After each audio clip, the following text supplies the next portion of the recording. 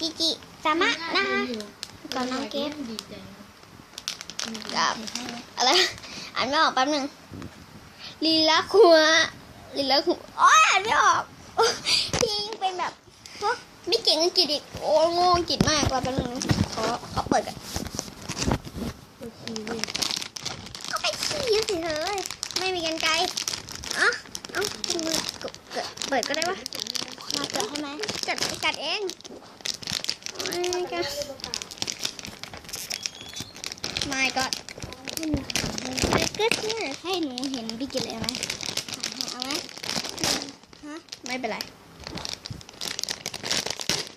พี่กินดูเหมือนว่ามันไม่เห็นอะไรเลยเนี่ยเอาแกะได้แล้วที่แท้ก็เป็นขนมอ่ะมันก็เป็นขนมจริงมันไม่ใช่ขนมแล้วมันจะเป็นอะไรอ่ะขนมหมาไหนวะว้าวสมุดเลยค่ะน่าจังดูนะคะหิวเดี๋ยวไปแกะมาด้วยเฮ้ยน่าจังอ่ะ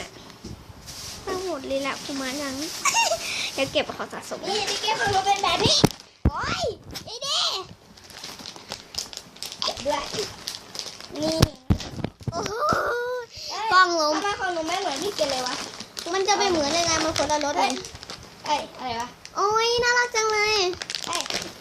อยากได้อันนั้นมากกว่าเอามาดูดินี่เปิดอย่างนี้มันไม่ใช่อ่ะมันไม่ใช่แล้วแกะแล้วมันเป็นที่รองน้ำไงพี่เกดเอาแกะแล้วก็ลองใส่แ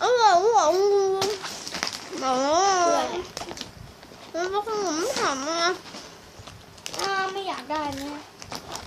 จะเอาทิ้งขนมอร่อยนะแยกกันนะเกด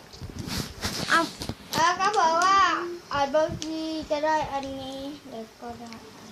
มันมีหลายแบบมันสะสมนะเห็นไหม